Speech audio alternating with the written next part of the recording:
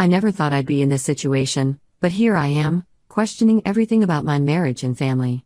I'm Janelia, 28F, and I've been married to Sebastian, 30M, for 3 years now. We have a beautiful daughter, Trisha, who just turned 1 last month. Sebastian and I met during our sophomore year of college. I was majoring in English literature, dreaming of becoming a writer, while Sebastian was studying business administration. We literally bumped into each other at the campus coffee shop. I spilled my latte all over his textbook. I was mortified, but Sebastian just laughed it off and asked me out for a replacement coffee. That was the start of our story. At the time, I was struggling with severe anxiety. It had started in high school after my parents' messy divorce, but college life had amplified it. I was barely keeping up with my classes, constantly worried about failing, and had trouble making friends. Sebastian became my rock. He was patient and understanding, always there to calm me down during panic attacks or to help me study when I felt overwhelmed. I remember one night during finals week of our junior year. I was having a particularly bad anxiety episode, convinced I was going to fail all my exams and get kicked out of college. Sebastian stayed up all night with me, quizzing me on literary theories and making sure I ate and drank water. When I finally fell asleep at dawn, he tucked me in and went to his own exam without having slept at all. That's when I knew he was the one. After graduation, Sebastian got a job at a local marketing firm while I started working at a small publishing house. We got married a year later in a small ceremony surrounded by our closest friends and family. Sebastian's mother, Clara, 55F, seemed a bit cold at the wedding, but I chalked it up to nerves. If only I had known then what I know now. When I found out I was pregnant with Trisha, we were both thrilled. It wasn't planned, but we had always talked about having kids, so it felt like the right time. The pregnancy was tough. My morning sickness lasted well into the second trimester, and my anxiety flared up again. I was terrified of something going wrong with the baby. Sebastian was supportive at first, coming to every doctor's appointment and helping me research everything about pregnancy and childbirth. However, as my due date approached, Sebastian's behavior started to change. He became distant and would often spend hours on the phone with Clara. I didn't think much of it at first, assuming he was just nervous about becoming a father. I tried to talk to him about it, but he would brush off my concerns, saying everything was fine. After Trisha was born, things took a turn for the worse.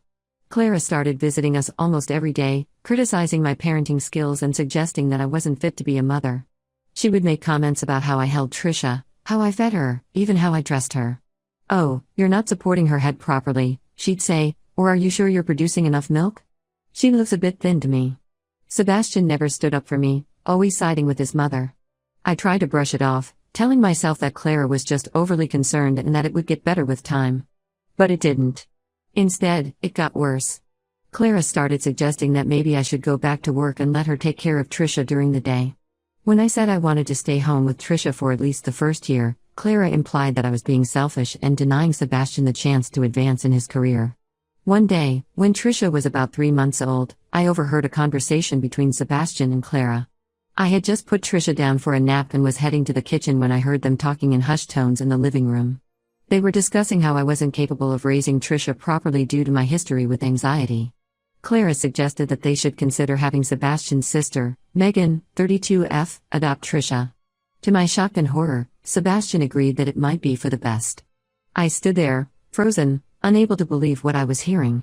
My own husband, the man who had supported me through my darkest times, was considering giving away our daughter. I must have made a noise because they suddenly stopped talking. I rushed back upstairs before they could see me, my mind reeling. I confronted Sebastian that evening after Clara left. He tried to downplay the conversation, saying they were just discussing hypothetical scenarios, and that he would never actually consider giving up our daughter. But I could see the guilt in his eyes. He knew he had been caught. Over the next few months, the pressure from Sebastian and Clara intensified. They would constantly bring up scenarios where I might struggle as a mother, always circling back to how Megan would be a more stable parent. Megan herself started visiting more often, always offering to take care of Trisha and making comments about how she wished she had a baby of her own. I felt like I was going crazy. Every time I expressed my concerns to Sebastian, he would dismiss them, saying I was being paranoid. But I couldn't shake the feeling that they were all working together to push me out of my daughter's life. I started having nightmares about coming home to find Trisha gone, taken away by Sebastian and his family. My anxiety, which had been under control for years, started to resurface. I found myself constantly on edge, afraid to leave Trisha alone with Sebastian or his family. I started seeing a therapist again, trying to work through my fears and doubts. But every time I started to feel better, something would happen to bring all the anxiety rushing back. I remember one particularly bad day when Trisha was about 8 months old.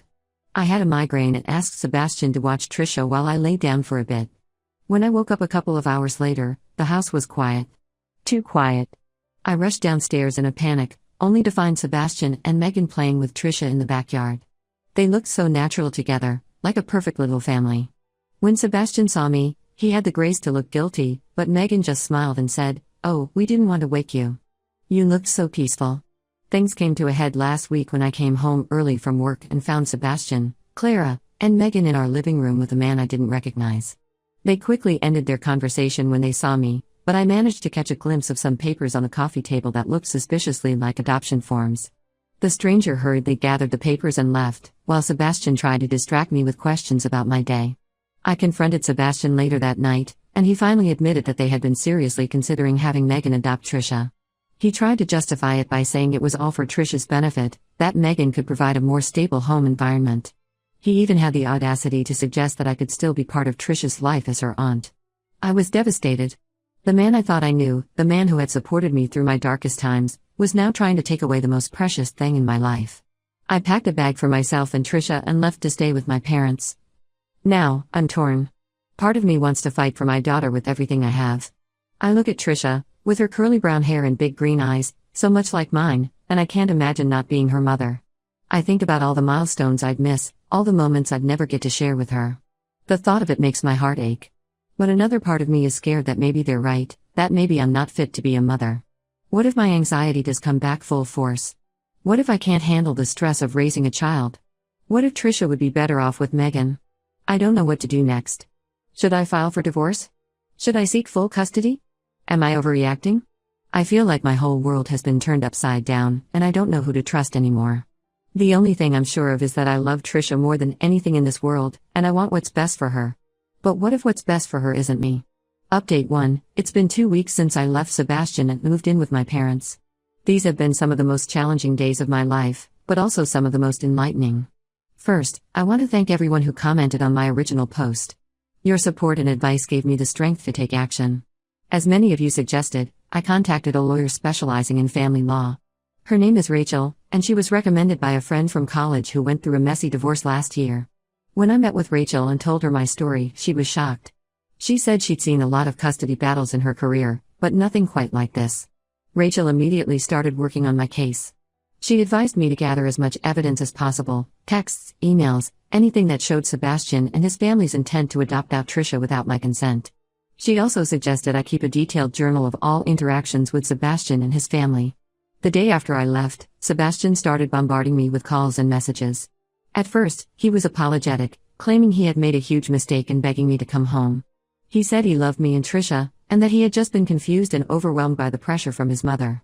Part of me wanted to believe him, to go back to the life we had before all this started. But then I remembered the look on his face when I confronted him about the adoption papers, and I knew I couldn't trust him. When I didn't respond to his pleas, Sebastian's tone changed.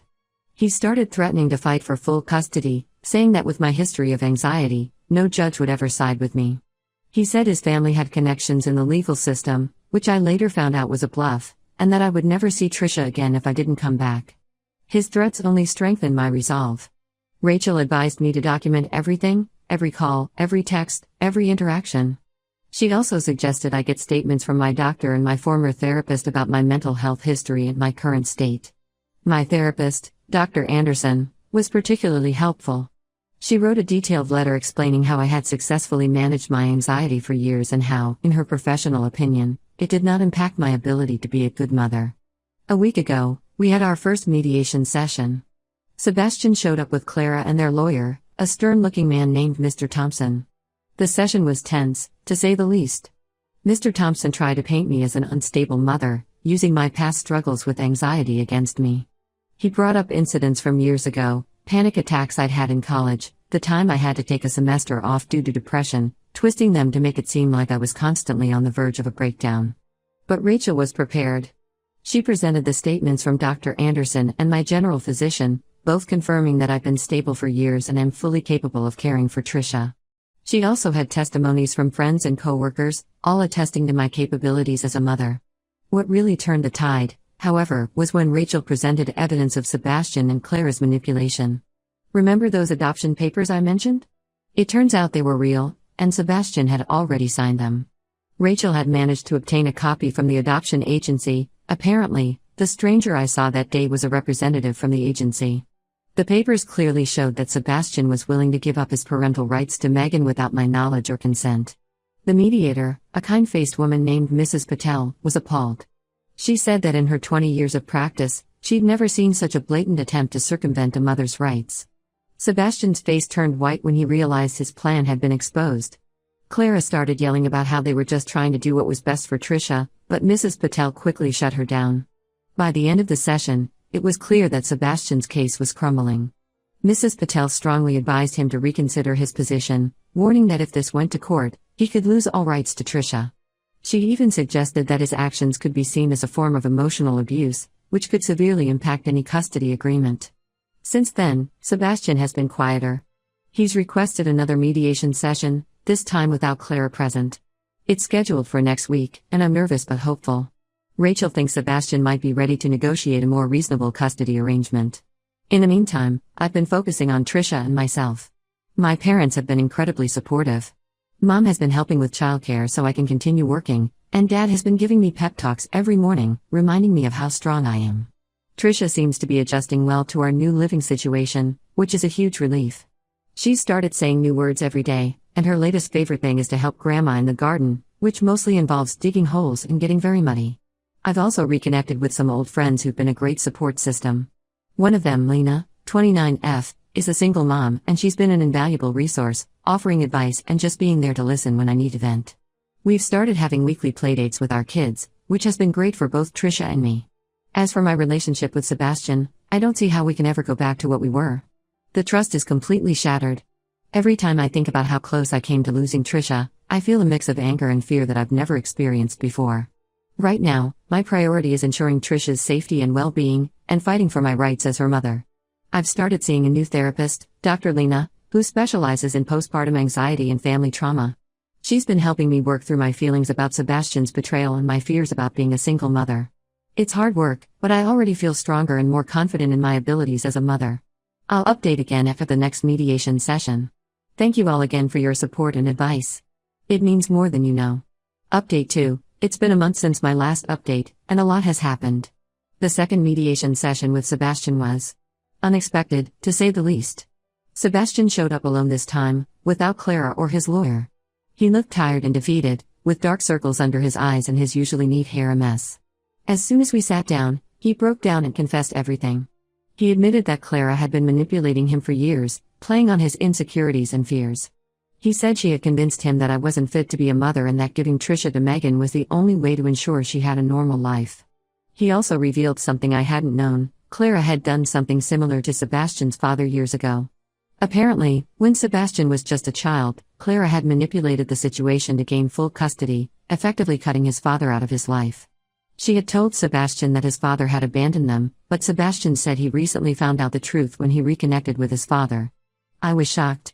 Part of me felt sympathy for Sebastian, realizing he had been a victim of Clara's manipulation too. I remembered how close he and Clara had always been, how he would always seek her approval. It made a twisted kind of sense that she had been able to manipulate him like this. But another part of me was angry that he had been weak enough to let his mother come between us and our daughter. Sebastian begged for forgiveness and said he wanted to make things right. He offered to go to family therapy, to cut off all contact with Clara, and to do whatever it takes to rebuild our family. He even suggested we move to a different city to get a fresh start, away from Clara's influence. I was torn. On one hand, I still love Sebastian. We've been through so much together, and the idea of giving Trisha a chance to grow up with both her parents is appealing. I thought about all the good times we'd had, our college days, our wedding, the day Trisha was born. Sebastian had been my support system for so long, and part of me wanted to believe we could get back to that.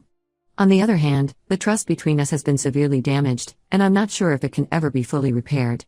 Every time I look at him, I remember how close I came to losing Trisha. I think about all the times he sided with Clara over me, all the times he dismissed my concerns. Can I ever trust him to put our family first? After the mediation session, I spent a lot of time thinking about what to do. I talked it over with my parents, with Lena, and with Dr. Lena. I even reached out to Sebastian's father, wanting to hear his side of the story. He confirmed everything Sebastian had said about Clara's manipulation and expressed regret for not fighting harder to stay in Sebastian's life. After much deliberation, I've decided to proceed cautiously. We've agreed to a trial separation period of 6 months. During this time, Sebastian will move out of our house, which is currently empty, and find his own place. We'll have shared custody of Trisha, with me having primary custody and Sebastian having visitation rights. Sebastian will attend individual therapy to work on his issues with his mother and his own insecurities. We'll attend co-parenting counseling together to learn how to effectively parent Trisha as separated parents. Sebastian will have no contact with Clara unless it's approved by both of us and our counselor. At the end of 6 months, we'll reassess the situation and decide whether to proceed with divorce or attempt reconciliation. It's not an ideal situation, but I believe it's the best compromise for now. It gives Sebastian a chance to prove he's serious about changing, while also protecting Trisha and me. I'm still wary, but I want to give Sebastian the opportunity to be the father and partner I thought he was. As for Clara and Megan, they're out of the picture for now. My lawyer sent them a cease and desist letter, warning them that any attempts to interfere with our custody arrangement would result in legal action. Megan sent me a long email apologizing for her role in everything, saying she had no idea how far Clara was willing to go. I'm not sure I believe her, but I appreciated the gesture. I'm still living with my parents, but I'm starting to look for my own place. I want to establish a stable home for Trisha, whether Sebastian is part of it or not. My parents have been amazing through all of this, but I know I need to stand on my own 2 feet. This whole experience has been a roller coaster, but I'm trying to stay positive. Trisha is happy and healthy, and that's what matters most. She's starting to walk now, tottering around the house and getting into everything. Watching her grow and learn new things every day reminds me why all of this is worth it. I'm taking it one day at a time, focusing on being the best mother I can be. I've started writing again, something I hadn't done since college. It's mostly just journaling for now, but it feels good to put my thoughts on paper. Maybe someday I'll write that novel I always dreamed about. I'll update again in a few months when we reach the end of our trial separation. Thank you all for your continued support and advice. It's been a source of strength during this difficult time. Update 3. It's been 6 months since my last update, and today marks the end of our trial separation period. These past months have been a journey of self-discovery, healing, and difficult decisions. First, the good news: Trisha is thriving. She's now almost 2 years old, walking, talking, and bringing joy to everyone around her. She's adjusted well to the custody arrangement and seems happy spending time with both Sebastian and me. Her vocabulary is expanding rapidly, and she's starting to form simple sentences. Just yesterday, she pointed at a picture of us and said, "Mommy, Daddy, Trisha family." It melted my heart and broke it a little at the same time. As for Sebastian, he's made significant progress. He's been consistent with his therapy sessions and our co-parenting counseling. He's maintained the no-contact rule with Clara and has been working hard to rebuild his relationship with his father. I've seen real changes in him. He's more confident, more assertive, and seems to have a clearer sense of who he is outside of his mother's influence. Our co-parenting relationship has improved dramatically. We've learned to communicate effectively about Trisha's needs and to present a united front even when we disagree. It hasn't been easy, but we've managed to put Trisha's well-being first. We've even started having family dinners once a week, which Trisha absolutely loves. Now, for the difficult part. After much soul-searching and countless discussions with our counselor, we've decided to proceed with the divorce. Despite Sebastian's progress and our improved co-parenting relationship, I realized that I couldn't fully trust him as a partner again. The betrayal ran too deep, and I found myself constantly waiting for the other shoe to drop. Every time Sebastian made a decision without consulting me, even something as simple as changing Trisha's nap schedule, I would feel a surge of panic. Was this the start of him trying to take control again? Was Clara somehow influencing him behind the scenes? I realized that living with this constant suspicion and fear wasn't healthy for me or for Trisha. It wasn't an easy decision, but I believe it's the right one for all of us. Sebastian was understandably upset but said he respected my decision. We've agreed to continue our current custody arrangement and to always prioritize Trisha's needs. We're committed to making our co-parenting relationship work, even if our romantic relationship couldn't be salvaged. As for me, I've grown so much over these past months. I've rediscovered my strength and resilience. I've learned to trust my instincts as a mother and to stand up for myself and my daughter. I've also started dating again, casually for now, But it feels good to know that there's life after this difficult chapter. I've moved into my own apartment, a cozy 2-bedroom place with a small backyard where Trisha can play. It's been challenging at times, balancing single motherhood with work and my own needs, but it's also been incredibly rewarding. I feel like I'm finally in control of my own life. Clara made one last attempt to insert herself into our lives about a month ago. She showed up unannounced at my new apartment, demanding to see Trisha. I stood my ground and refused, reminding her of the cease and desist order. She left in a huff, but not before threatening to take us to court for grandparents' rights. My lawyer assures me she doesn't have a case, but we're prepared if she tries anything. Looking back on this whole ordeal, I can hardly believe how much has changed in just over a year. While it's not the happy ending I once imagined, I'm proud of how far I've come. I'm excited for this new chapter in my life, focusing on raising Trisha, advancing in my career, and rediscovering who I am as an individual. I've started writing more seriously, working on a children's book inspired by my experiences with Trisha. It's been therapeutic and exciting, a way to channel all the emotions of the past year into something positive. To anyone going through a similar situation, remember, trust your instincts, don't be afraid to ask for help, and always put your child's well-being first. It won't be easy, but you're stronger than you know.